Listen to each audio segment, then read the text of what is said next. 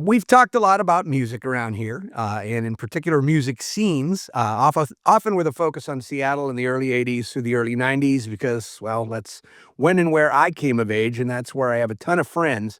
But we've also talked about Austin, Texas, a little, Chapel Hill, and very briefly, San Diego with my pal Peter Blackstock, who relocated to America's finest city.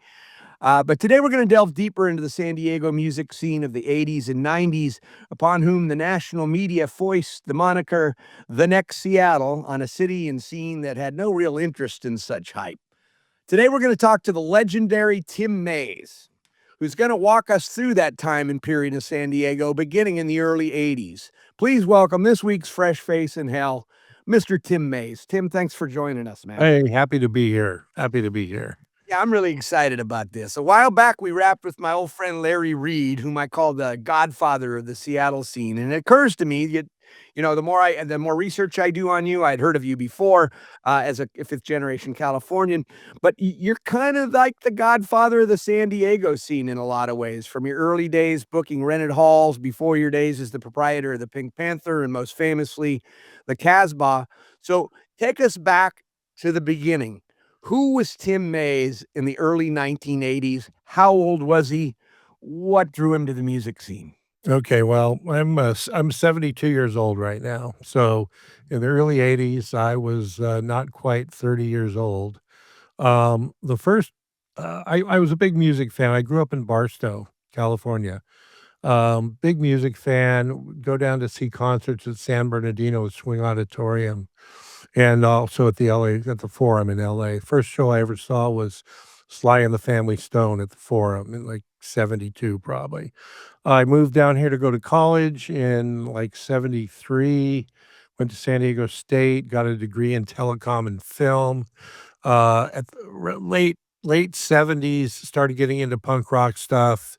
Some of my classmates at San Diego State were into it and in bands and stuff. So I started getting into music then. Started going to see shows in LA in probably 78, 79. I had a friend that I'd grown up with in Barstow who was living in Santa Ana, and we went to see shows a lot together up in Hollywood, Cuckoo's Nest in Orange County. And he and I decided to well, no, actually, he and I decided to put a show on in Barstow, where we both grew up. So we put on a couple shows in Barstow at like a rec center and kind of more rock and roll, hard rock bands from Orange County. And they both did really, really well. So we decided to put on a show in Los Angeles, and we rented a hall called Basie's Hall in kind of East Hollywood, um, which had unknown to us at the time, it had been the scene of a big riot a year or two prior to that. We ended up putting a show there in early 1980 with the Weirdos, the Plugs, Suburban Lawns, and San Diego band The Penetrators. Did really, That really is a well. great Yeah, it was a wonderful lineup. bill, Yeah. great bands. Did real tickets were like $5, I think, maybe maybe less, and it did really, really well. So, meanwhile, back in San Diego, a woman had started a place called the Skeleton Club, downtown San Diego. It had just recently been evicted from one spot and moved to another, and she somehow found me and asked if I wanted to be her partner. She needed money. So I joined up with her. Woman's name was Laura Fraser. We became partners at the Skeleton Club. I wrote her a check for like $3,000 to become a partner. And that was like February of 1980. We were done at the Skeleton Club by May of 1980 due to police over regulation and harassment and such. So at that point, I started putting on shows at a place called the Spirit Club, which is now Brick by Brick, and then also at the North Park Lions Club, which was a rented hall.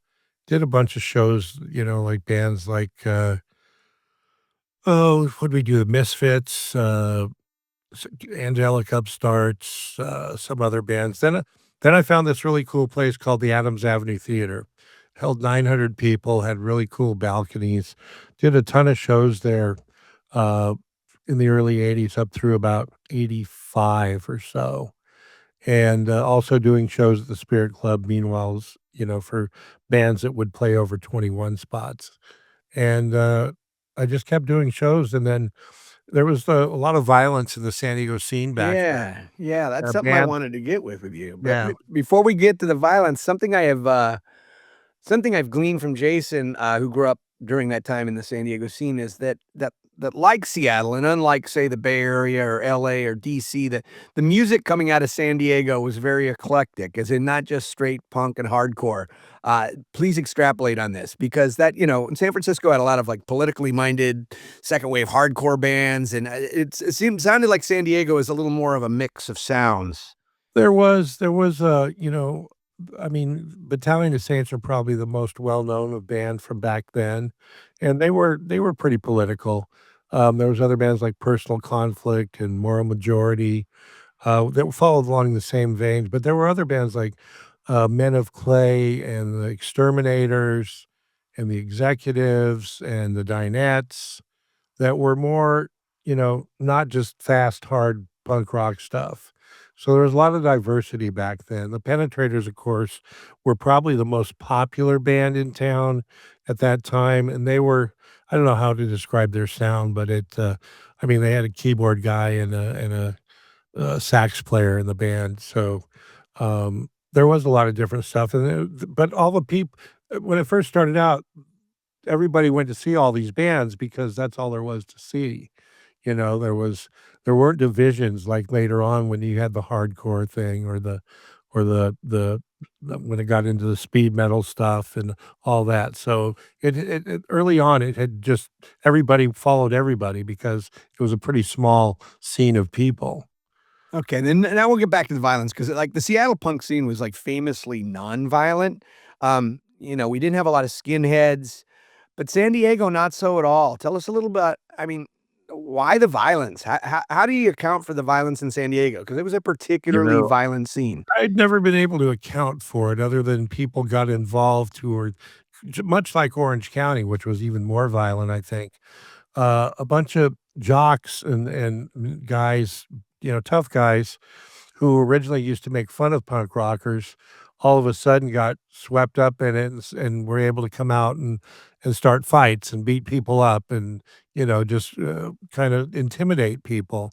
And there was a lot of that going on, not only amongst the crowd, but bands got beat up, on occasion, more than once, just their equipment trashed and chased out of the hall and such. That's Yeah, how Jason told me about a time Social Distortion got beat up when he saw him Yeah. down there. Yeah. Well, Mike Ness, I mean, they yeah, they got beat up, and then another time he got arrested right after playing a show, and, we had, somebody had thrown a bottle at one of our security guys, hit him with a bottle, a patron, and, the the security guy called the cops.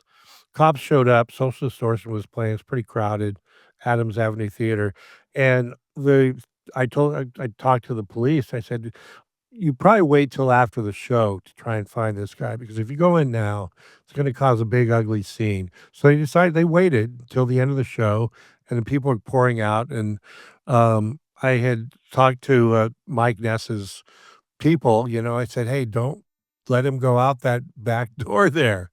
And, he came off stage and went out the door and got arrested. I don't know why they arrested him. He wasn't the guy who threw the bottle, but, he got arrested and so, there was that kind of stuff going on, but I think another band, and I can't remember who it is right now. Well, a rockabilly band called Jimmy and the Mustangs got beat up at a place called Kings Road after, making some, not so wise comments about some of the clientele, and another band got chased out at Fairmount Hall, and I can't remember who that is at this point, but, yeah, it happened more than it should have, and, we'd hire security guys to help on these shows, and at a certain point, they weren't wanting to get punched by these skinhead guys or the people who were causing problems, and, you know, I didn't wanna get punched either, so, it kinda got ugly for a while, and that's why I kinda stopped, and then, in about '86, bought the Pink Panther, opened the Pink Panther with a couple friends who one of them had been putting on shows at a place called Kings Road, and the other one was just a close friend, and stopped doing shows for a little bit. So, my vibe, my parents were divorced. I was living up here. I was much younger for you, but I was, I got into I started going to punk shows when I was about 13, about 1981, 1982. But then in summers, I would go for like a month and see my dad, and I would try to catch shows in San Francisco or sometimes even LA, going down to see my grandparents. And I've heard this about San Diego. I hadn't been to San Diego at that point, but it seemed like there was a little bit more of a where I came from, everybody was just kinda mixed in. The goth kid was standing next to the heavy metal kid, was next to the punk kid, but San Diego always seemed a little more, like, stratified, maybe because it was a bigger, more cosmopolitan city, but there seemed to be, like, more subsets of people. Like, you had your mods, you had your skinheads, you had your punks, you even had thank factions. I mean, like, LA Death Squad and Suicidals. I mean, walk us through this. How did all this mesh? Well, originally, everybody was like I said earlier, everybody did coalesce together because there was a pretty small scene, so, and then over the years, yeah, you had the skinhead and more hardcore punk guys, and then you had a lot of people who started getting into rockabilly, the whole goth thing, with bands like, Community FK and Specimen and all that, that kind of branched off into another thing, and, um, you'd still get a lot of crossover from people just because at the time there weren't a lot of show options. San Diego was skipped over a lot back then, and one of the reasons I got involved in putting on shows because I wanted to have bands see bands that weren't coming to San Diego. So, over the years, though, it kinda splintered off into these different factions, and, there's still a little bit of that today, but not so much. I mean, a lot of people cross over to a lot of different things. So, another guy who's kind of a major figure throughout the evolution of San Diego, who brought maybe kind of a new sensibility to kind of the scene. Talk to me about John Reese.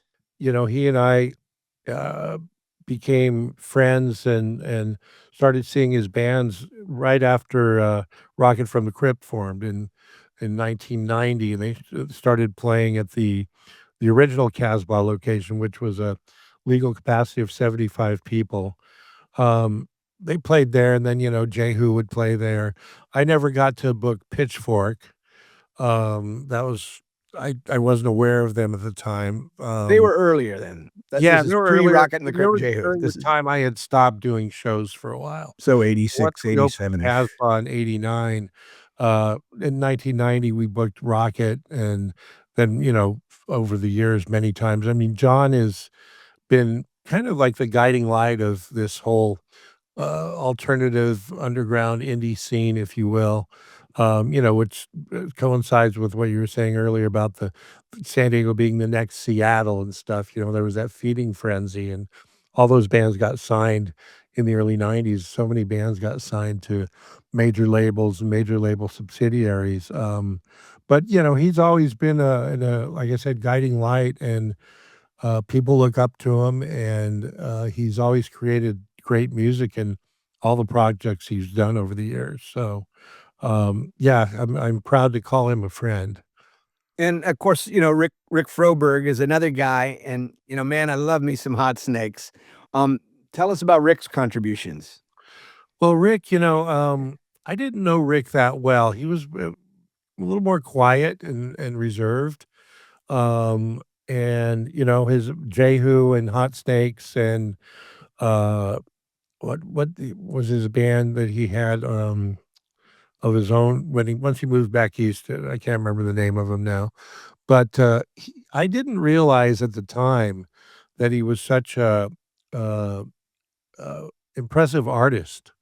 There's a traveling show right now that's going around to different cities, kind of, with a book that came out about his art, which is full of all this different art stuff, not only music stuff, but portraits and paintings and all these things, and I never realized that until just recently, how accomplished he was as an artist and a graphic designer type person. I mean, his contributions to music speak for themselves, but he was always a great guy. I mean, like I said, I didn't know him that well. Yeah, you know, when I was talking, I was kind of alluding towards these, factions in San Diego, kind of, and it seemed like kind of a really crystalline example was Drive Like Jehu versus Rocket from the Crypt. Interestingly, John Reese was in both bands, but can you explain this sort of, the dichotomy that was at work here? It was like you were in one side or the other, it seemed like. There wasn't like Right, well, it was kinda like a Rolling Stones, Beatles situation. You liked one or the other, and, a lot of people my favorite of the 2 is Rocket from the Crypt. Maybe I'm more of a I'm with you on that. poppy, melodic kinda guy, but a lot of people swear by Jehu to this day, and, I appreciated both of them, and, Rocket played more frequently than Jehu did, And they sort of so surpassed him in commercial yeah, success, yeah, and yeah, they they toured shared a a lot more. manager and even a band member, Yeah, and so it yeah. was kind of a Yeah. kind of an interesting dichotomy. Because what it reminds me of in Seattle was the Green River, which had you had Steve and Mark from Mudhoney, who really kind of wanted to stick more to the punk vibe. That would be a little more of the Drive by Jehu side of it. And then you had Jeff and Stoney in the same band who was more commercially minded, like thinking bigger, and that would go on to be Pearl Jam, like these twin Yeah. rivers coming out of Green River. And so I saw kind of a similar dynamic with work there, but then Rocket from the Crypt kind of seemed to pull ahead commercially more. Yeah, well, I think their sound was more accessible to the general public, so, I was always shocked and bummed out that the Hippy Dippy Doo song didn't get bigger than it was. I thought that song should have been huge. Somebody actually my wife just got me a vinyl copy of that Circa Now record for Christmas, so but, yeah, they should have been huger than they were, but yeah, they still play once or twice a year. So, one thing I heard about, I heard this from several, San Diego bands, like, separately, and, Truman's Water is a good example of this, is that they seem to be able to get traction outside of San Diego, and play for these big crowds in the UK and elsewhere, and then come back to San Diego and play for 25 people. How do we account for this? I mean, I've seen it happen to other bands Truman and other. Water, prime example of that. I mean, when they were getting, spotlighted by the guy in the Top of the Pops or some radio show in UK, and they were doing well over there, and they would come home and play a homecoming show after being on tour, and we'd have, 75, 80 people. There were other bands that were the same, but I can't think of one offhand, but that was the epitome of that situation. So your knowledge of the San Diego scene is encyclopedic. So I kind of just want to name some bands, some venues, some people, and just have you sort of educate us briefly on each. I'm hoping to do this with other cities too, because we've been so Seattle centric. But I want to learn. I want to get like a sort of holistic view of all these different scenes. Before I go any further, I should give a shout out to that great documentary again about San Diego called "It's Gonna Blow" because I learned a lot from that. I really didn't know too much. I mean, as I watched it, I was like, "Okay, I've heard of that band. I know that band," but I it gave me a lot of context, and you could stream that on YouTube and elsewhere. But, one name that came up a lot is, like, how does a guy like Bob Byerly figure into all of this? Bob Byerly is the plumber to the stars, okay? Um, he started putting on shows in his backyard in probably mid to late '80s. Uh, Neighborhood Watch comes to mind. I think Operation Ivy played there. My wife grew up in Chula Vista, National City, and Bob lives in Chula Vista to this day. She remembers going to see shows in his backyard back then. He became good friends with Jello Biafra at some point. Bob actually ran for the mayor of Chula Vista back in the '80s. Right now, Did he he's a fare any better than Jello, who ran for the mayor of probably San Francisco? 4th or 5th place, just like Jello did. The 1% of the vote? Yeah. Bob is a plumber now, and everybody I know who has either a bar or a restaurant or a club, Bob is their plumber. And, he's a great guy. He's a big baseball fan, and he has 2 kids who are pretty good baseball players, but he started, his record label, and God is I'm drawing a blank on that right now. But he put out a lot of early bands, a lot of records, and he hasn't performed in a long, long time. I think the last incarnation of the band he was playing with was Kit Wrench, which was, him and Chris Squire and, maybe Bobby Lane. Bobby Lane was a flyer designer guy back in the '80s, and Chris Squire's been in a multitude of bands. But yeah, Bob is a really great guy, and he's been around as long as I have, if not longer.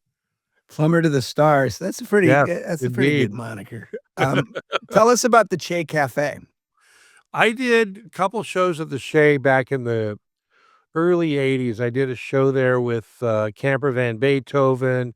I think I did a show first show with Firehose there, maybe 1 or 2 others. I didn't do a lot of stuff up there, once I stopped. That was right around the period where I stopped doing shows for a while, and it's still operating.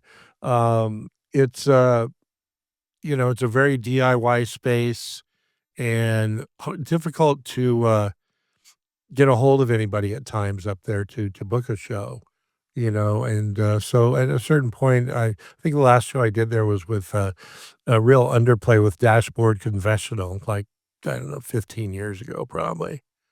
So But I'm gonna people back you up here because God, I mean, just the sheer breadth of how many shows you've booked and at how many venues, not to mention the clubs you've opened. Like, I'm gonna go back to Barstow here because listen, I know what Barstow was like in the early '70s. We had a family cabin, which was basically just an old army barracks out on 40 acres of scorched earth in Apple Valley. So Barstow was the nearest town, and Barstow was a outpost, dude.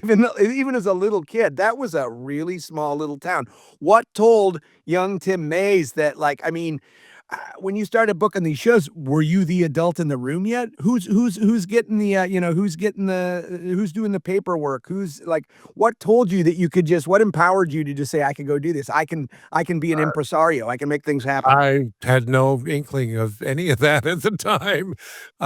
Me and my friend, like I said, we started going to see shows in LA and Orange County. My friend lived in Orange County in Santa Ana, and, we just decided, "Wow, maybe we could do this." So that we did it in Barstow because, we familiar territory. We had a lot of friends there, and I think I had my mom taking money at the door, and it worked well. And it's just like we had no idea. At the end of the night, we paid the bands, and we had to pay whatever the rental was, and whoever. I don't even remember who brought the PA in, but we had money left over. And we're like, okay, let's split this up, and we split it, and that was that.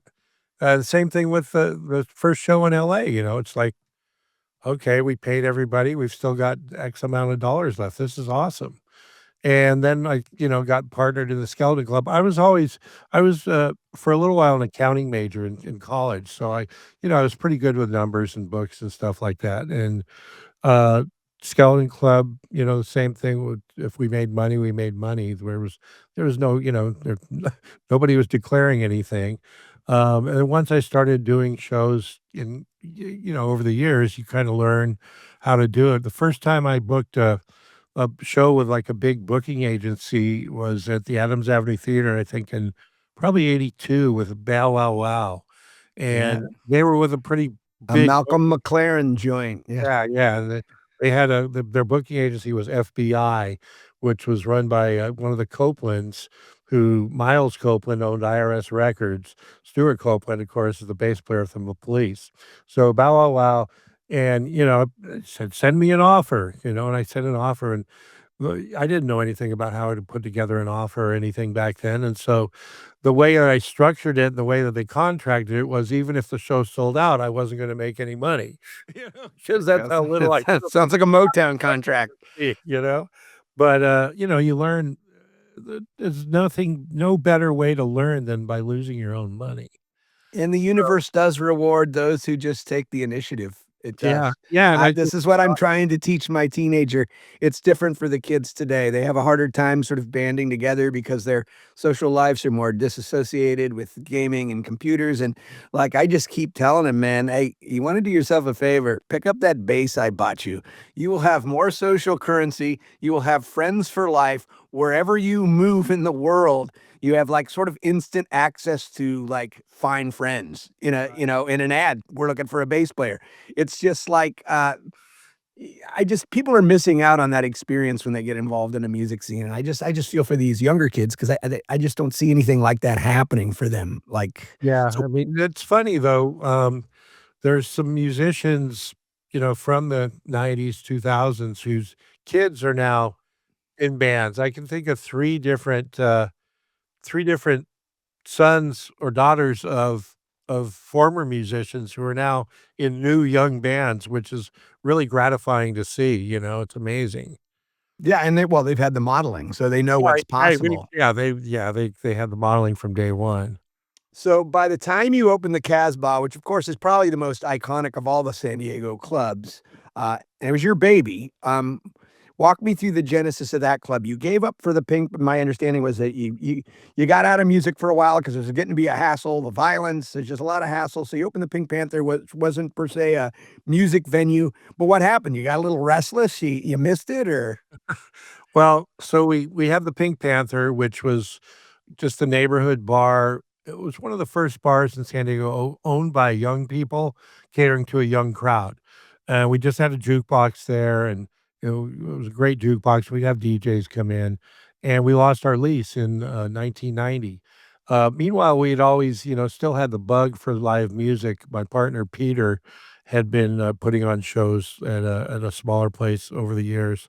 So this place came up for sale that was called, it was an Irish bar called the Harp and Shamrock, and it was turned out to, be the first Casbah, and we bought it, and the original thing was we were just gonna do light entertainment. We actually had an espresso machine there. We'd have a happy hour every day where we'd have food and stuff, and, we'd book some local kinda R&B, rootsy, Americana type stuff. And the only other club in town doing any kind of rock stuff was a Spirit Club, which the ownership there was not very well liked by the majority of people that were, even playing there. So we started getting calls and booking bands, and after a while, I started getting calls from booking agents that I had, worked with back in the earlier '80s, and it just kind of progressed from there. And then, we started getting the whole Rocket from the Crypt and Fishwife and Jehu and Rust and Inch and Lucy's Fur Coat. All those bands started forming and playing out around the same time.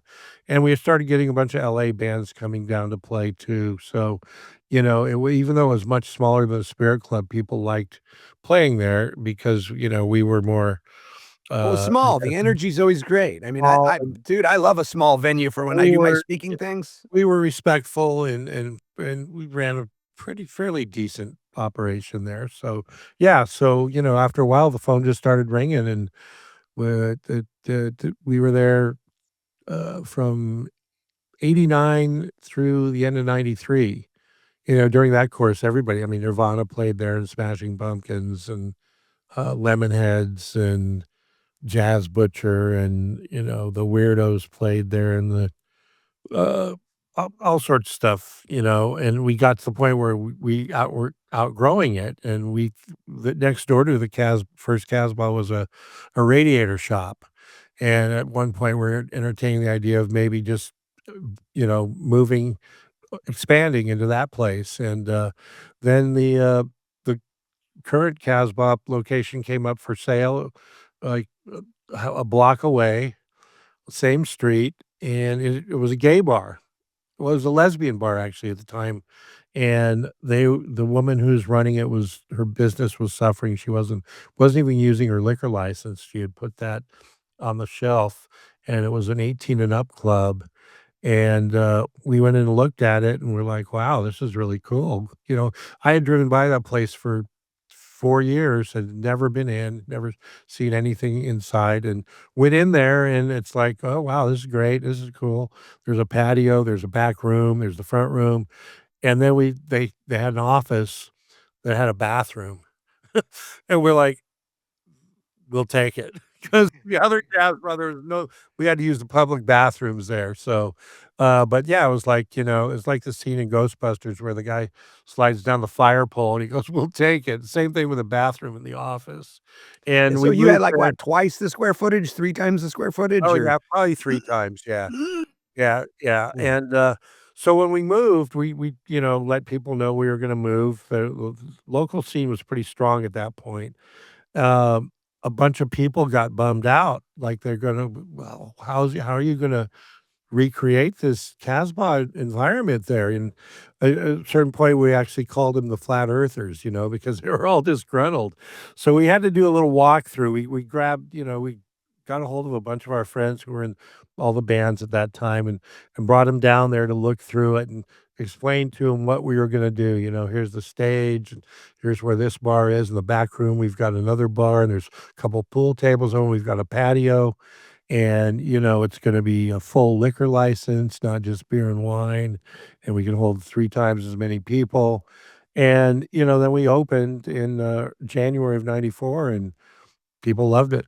Well, And and a venue really is, yeah, it's 4 walls, but it's also your staff, it's also an ethos. Did a lot of your staff just come from one oh, place to the other? Because that oh yeah, seems in everybody came. Yeah, so, everybody I mean, came. that to me is almost more important than the stage and the people and the ethos of a venue. A band before I ask that one, I wanna ask, like, as somebody who is in Seattle for being the Seattle, I can only imagine how much the scene in general in San Diego must have hated the, like, next Seattle thing because we didn't like being the first Seattle.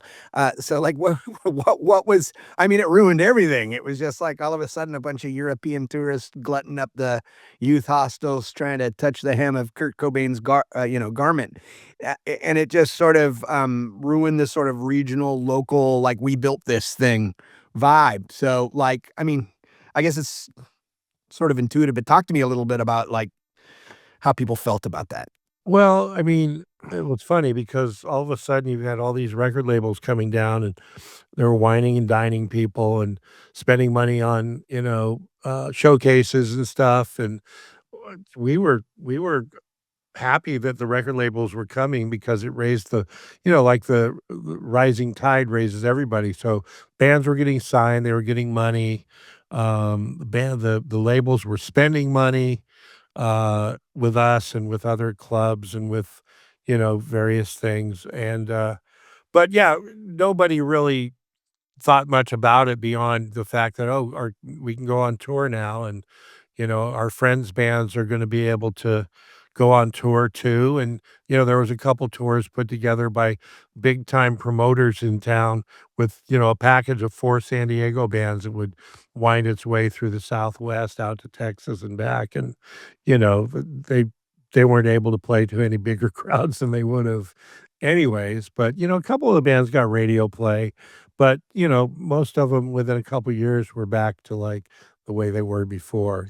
So it was kind of a joke in at the end, that was just like, "Okay, next Seattle, where's the next San Diego?" And by the mid-90s, the record industry as we know it, which used to have all this huge infrastructure and network, was kind of last gasp. Because I mean, I remember in the late '80s, early '90s, just as you described, when all the A&R guys started to come to Seattle, like, people were getting developmental deals. They didn't even get a record deal. They get $50,000 developmental and buy themselves new equipment and record a demo, and maybe nothing would happen to it, but there was just so much money there. And then, that's how it was in the '80s, in the '70s, and then, it all kinda went away after that, and I didn't I mean, there's that's regrettable in certain ways, but in certain ways, as somebody who came out of the punk rock, ethos, like, good riddance at the same time. Of course, I'm not making my living as a musician, so that's easy to say. Somebody that I was just fascinated that I had no idea about, that I learned about, and it's gonna blow, is Crash Worship, who've been likened by a few people to San Diego's own Manson family. Tell me the story of Crash Worship. Tell me how they just differ from just a band, just Well, people with it's instruments. very, tribalistic, hedonistic, mayhem. Uh, we did a couple I didn't really know those guys till I know some of them now much better than I did back then. But there was a lot of people who passed through that band. It was like a drum corps with guitar noise and a lot of visual effects such as, there'd be a lot of fog. There'd be I mean, I've got a I really think great. I've even seen some pyrotechnics on Oh, stage, which yeah, is yeah. always every club owner's nightmare. Yeah, so, we did a big show with them. Well, we did one show at the Casbah in the current location, and it was a little while after that whole incident in Rhode Island with Great White, where they lit the club on fire, right?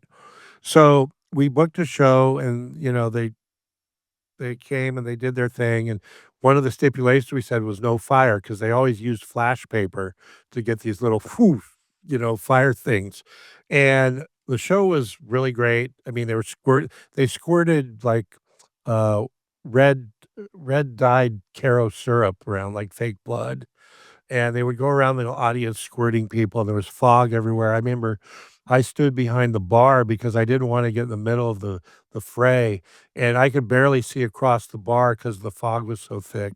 The show's As a great. business guy, are you worried at this point? Are you like, I mean, you're an older guy now, you've been in the game for a while. Are you going, oh my God, Cairo syrup is really slippery. Somebody's going to break a neck down there. I could be liable. I Like, wasn't thinking about that. I was just wanting to make sure they didn't do the fire. And I mean, from what I've told, and I didn't see this, there were people having sex in the audience. I mean, it was packed and just this undulating mass of people going back and forth, and the drummers are drumming, and they put you in a trance. And it's like Burning Man the band or something. at the very end of the show, all of a sudden the flash paper goes up. This flame just rolls up over everybody's head to the back of the room. And that was it. They stopped and it was fine. We did another show with them at a place called the World Beat Center, which held about 600 people. And we did it on Easter Sunday. And the club was owned by a woman who was in a reggae promoter, and they come in and they cover all the speakers and the amps, everything with plastic so it doesn't get ruined from all the liquids they're squirting, and I've got a really great photo from there of they did a procession when they came into the room, and they had, like, these, platforms with 1 guy on each corner carry 'em, and on top of the platform, there's a bunch of fruit, grapes and melons and, what have you, and topless girls all smeared in body paint, and they had tiki torches on 'em, and they parade through the room from the back of the hall all the way up to the stage, and they're squirting wine out of Bota bags into people's mouths, and I've got a photo of that, which is amazing, but the show went well, and it was like me and my partner were out front talking to the woman who owns the club, and all of a sudden the cops roll up. It's like Easter Sunday, very quiet otherwise, other than what's going on, and they're like, "Oh, hey, we're stopping on our rounds, wanna see how things are going here." We're like, "Please don't go inside. Please do not go inside." And we kinda chatted with them for, like, 5 minutes or so, and they're like, "Okay, have a good night," and they took off. A little while after they left, they did the procession back out the side, and followed by probably 200 people into the parking lot dancing around on the sidewalk with a bunch of drums, so, um, they I'm were now adding that to my short list of regrets in life that I never got to see Crash Worship yeah, because they that were the it sounds was amazing. something to behold, yeah. So, like, on the opposite end of the spectrum there, and like I have my own reasons, and it's not hard. But tell me why San Diego deplores the Stone Temple Pilots. Well, first of all, because they said they were from San Diego and they weren't. I think one of them lives in North County and lived in North County, the guitar player, Dean DeLeo, but they came above they were first called Mighty Joe Young. That was their name, and then they became Stone Temple Pilots later, but Mighty Joe Young used to play down here. There's a band called Honey Glaze that they were kind of friends with, and so they started playing down here, and the next thing you know, they're saying they're from San Diego, trying to coattail on that whole, next Seattle kinda thing, and so that was the whole basis of it, just that "Hey, wait, you're not from San Diego." And, it just grew out of that, you know? Yeah, and then yeah, I was never a fan of the sound, which was a No, no, little me either. derivative as well. And well, there's that too. But, yeah, a lot of people weren't happy with the sound, but I think the first thing was like, "Wait, you guys are trying to cash in on what we're doing here." Yeah, and they didn't build it. So Jason Mraz is to San Diego music what Kenny G is to Seattle music. Thoughts on that statement? 2 thumbs up. I Every completely agree. every time that Soul Sister song comes Oh on, I just gosh. wanna drill my ear holes Yeah, out. yeah. Power to anybody who can make a living as an artist, but, this is great because I know there's just nothing I can bring up here that I know that you won't have something to say about, and my hope is that I can find somebody like this from every great music scene because, for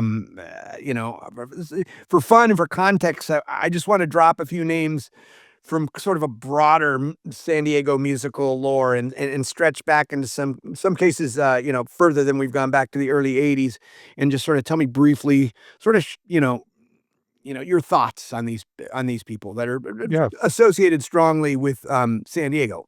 First being Iron Butterfly. Later on, when I first started getting into music, I met the bass player, Greg Willis. Um, I mean, I love that 16-minute version. Yeah, and I had a friend that went to he went into school and years later in the '80s went to UCSB in Santa Barbara, and the town next to it's called Goleta, and there was a band down there that did a cover of that was on the God of Goleta. But there's a band that I mean, can you name one other Iron Butterfly song? I can't, but that song was just Me so either. famous. Oh, it was huge, huge song. It was a great song. I mean, and it's especially to release a 16-minute version of the song back then, the late '60s is, mind-blowing. And I think it gave a lot of DJs a chance to go take a bathroom break when they put that long version on. And so the next guy, I mean, maybe the person most strongly associated historically, musically with San Diego, to my mind, from up north here anyway, would be Jim Croce. Jim Croce was not from here originally, but, uh, his wife, I think I don't even know if I guess they moved here before he died. I know his son, AJ. Yeah, that was the next person on my list. I wanted to. AJ's, very talented. Jim's wife, Ingrid Croce, was pretty pioneering in opening some restaurants downtown in the Gaslamp District back in the '80s when nobody was doing anything. My wife actually worked for her for a year or 2 in one of her joints down on Fifth Avenue. But, yeah, Jim, I mean, I don't know if he's associated with San Diego that much. Yeah, maybe that's just my perception as an outsider. Like I had always heard, it's kind of like Ted Williams. I always hear Well, Ted yeah, I Williams is mean from San Diego, and I always heard Jim Croce was. But I guess part of that is probably because his son did grow up there right. largely, and had something to do with one of those clubs in the gas lamps, and had his own moderately successful musical career as well. Yeah, he's still out there playing. I think his most recent tour, he actually did a tour playing his dad's songs.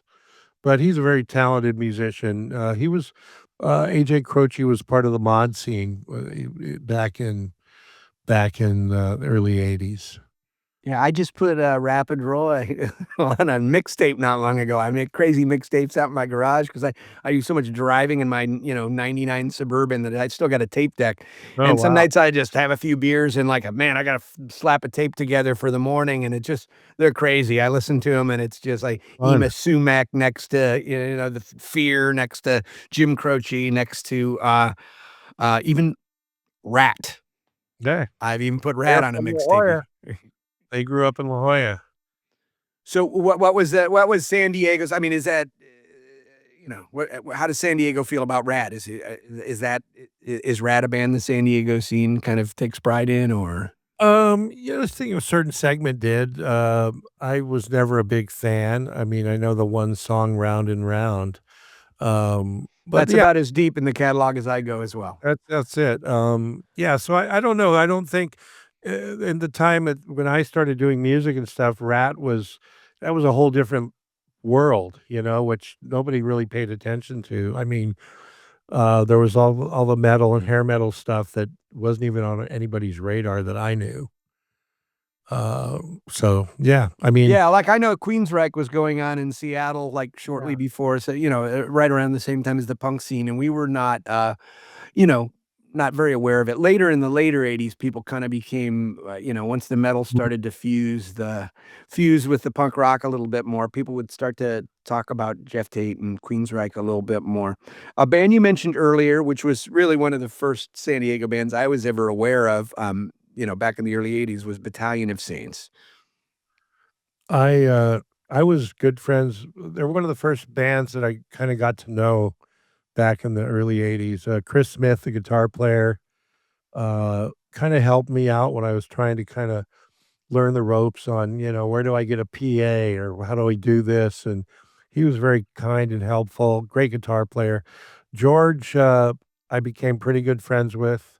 I actually booked a tour for Battalion of Saints in 1983, a whole US tour.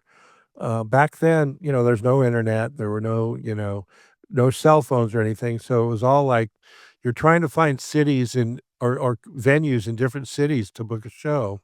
And, some of them were well known, and you'd get a copy of Maximum Rock and Roll, Exactly what I work was gonna through say, it, look at the try and little scene figure out report. try to fill in the lines on the map.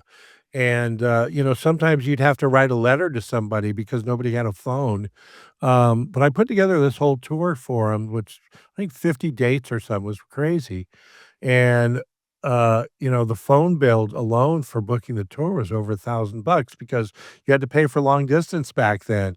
I remember some people had a codes, like, you could punch in a code and it would bill the call somewhere else mysteriously, and, that worked for a while, but, so I booked this tour and they went out, and after I think the first 5 or 6 dates, the wheels fell off the whole thing. I mean, somebody quit the band, and then they had to get a substitute, and I think the guy from Broken Bones joined up with the band at one point. They kinda limped their way through, missed a lot of shows, made their way back, and, you know, uh gave me a trailer to sell to recoup some of the phone bills, and that was that. And, they just played a show recently, like 2 months ago at a club in OB that I heard was really good. It's George with a bunch of younger guys now who were all fans, so he never has any trouble finding people to play because the band was so great. But I did a lot of shows with them. They were always a really good band. Yeah, that touring with, 5 guys in an econo line, I mean, it's brutal. Ah, yeah. Here's one for you, the Morlocks. I didn't really have much interaction with those guys. That was kind of in the time when I wasn't really doing shows. I mean, I worked with the Telltale Hearts a lot, who were contemporaries of theirs pretty much, but I don't think I ever booked a Morlock show. How about, Elvez? Oh, yeah, I mean, we go way back. I mean, Elvez plays the Casbah every year at Christmas time, does his Christmas show, and then whenever Robert he lives in Mexico City now, and whenever he's in town, we try and put something together with one of his other projects. He's really good friends with the Schizophonics, and they do a lot of stuff together. They put projects together, like, they just did a soul funk set a couple weeks ago, and then he's done other things with them, doing all Little Richard songs, or he's got another band that he put together during COVID called COVID Cola. That was a very good punk rock band. But yeah, he's a very talented, super genius guy as far as putting his stuff together, and really nice, really, really good friend. Love Robert. So now in your 5th generation of, San Diego music, or fifth, yeah, not generation, decade. Um, Tell me what bands have I not talked about that you feel are like seminal San Diego bands that when you talk about San Diego as a musical location that I have not brought up? You covered it pretty good with just, Crash Worship and Battalion of Saints. More recently, I think right now, Schizophonics, are pretty much carrying the torch for bands getting up and out of San Diego right now. Are you familiar with them? I am not. What Oh, do they wow. sound like? It's a three-piece, kind of a cross between Mitch Ryder and the Detroit Wheels Okay, I like it. and, Jimi Hendrix guitar stuff, and it's just a three-piece, and it's husband and wife. She's the drummer, he's the guitar player, and then you've got a female bass player. Um, and the live show is just amazing. After we're done with this, you gotta look it up. I mean, All right, well, Schizophonics. he's like a whirling dervish on stage. Another band that's seminal and not so much because of their musical output, but just because of who was in the band was, Olive Lawn and Fluff, which are you familiar with O? No, I'm not. A guy named O. He was a very, talented music guy, guitar player, bass player, but he's one of these guys that he knew everybody, and we became really good friends many years ago. He passed away a couple years ago in a skateboarding accident, but he was, instrumental. I mean, he was good friends with all the Seattle bands. He hung around up there quite a bit back in your day, and then he knew everybody in LA. Like, if a band came to town, that O would be there at load-in, meeting him, hanging out and talking to him, and he would tell stories, and half the time you didn't know if he was making shit up or not, because it's just like, "No, wait, he did really know he really did know these people." And there was a big wake for him, when he died, like, almost 3 years ago now at a pretty large venue. There were, like, 2,000 people showed up, and all these musicians came out and stuff, and, he was, a big supporter of the scene and a big, good friends with everybody who was in the scene. Well, man, it's really been a pleasure talking. What are you doing now? I mean, is the Casbah still open or Yeah, yeah, we're yeah. not going anywhere. We're on our 37th year right now. So Yeah, I'm and not you still involved in the booking or you just do I do all the touring booking mostly, and I've got somebody else who has their finger on the pulse of the local scene a little more than I do at this point. So, but I do most of it. I'm also a part owner at Soda Bar, which is another similar sized venue. I book a lot of stuff there, and then we book a lot of shows at the Belly Up and the Music Box and the Observatory and wherever. I mean, as the bands outgrow the Casbah, we try to maintain our relationships with them and bring them into bigger rooms. So I'm booking at on any given day. We've got, I'm working on 3 or 4 different venues and shows. But yeah, I like it. Keeps me busy. 50 plus years of promoting and booking shows, man. It's a fucking great run. He is Tim Mays. He's a legend and a San Diego treasure. And he's a righteous dude. Tim, thanks so much for being our fresh face in hell this week. This is really fun for me. Can't thank you enough for having me on. I look forward to hearing the finished product. Well, San Diego is a frequent book tour stop for me. I go up to my buddy Seth's bookstore up there, the Book Catapult. So if I'm in You're right. town, maybe I'll. I own a record shop right around the corner from there. All right. Well, maybe I'll get you out for a beer when I'm up there, That down would be there. wonderful. That'd be wonderful. Appreciate you, man. He is Alright. Tim Mays, our fresh face in hell. Thank you.